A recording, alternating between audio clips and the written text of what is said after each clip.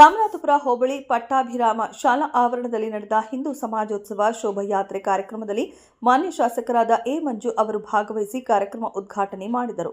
ನಾವೆಲ್ಲರೂ ಒಂದು ಎಂಬ ಘೋಷ ವಾಕ್ಯದೊಂದಿಗೆ ಹಿಂದೂ ಧರ್ಮದ ಉಳಿವಿಗಾಗಿ, ಶ್ರೇಷ್ಠ ಸನಾತನ ಧರ್ಮದ ಬೆಳವಣಿಗೆಗಾಗಿ ನಾವೆಲ್ಲರೂ ಒಗ್ಗಟ್ಟಾಗಬೇಕಾದ ಸಮಯವಿದು.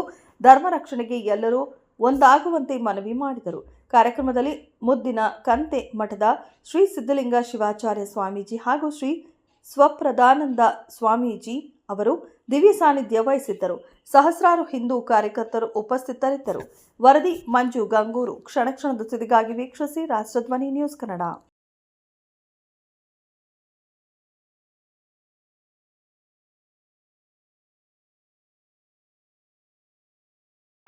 ನಾವೆಲ್ಲ ಒಂದು ಅನ್ನೋ ಒಂದು ಭಾವನೆ ನಮಗೆ ಇರಬೇಕು ಅಂತಕ್ಕಂಥದ್ದು ನನ್ನ ಅಭಿಪ್ರಾಯ. Thank you. ಧನ್ಯವಾದ. ನಮಸ್ಕಾರ.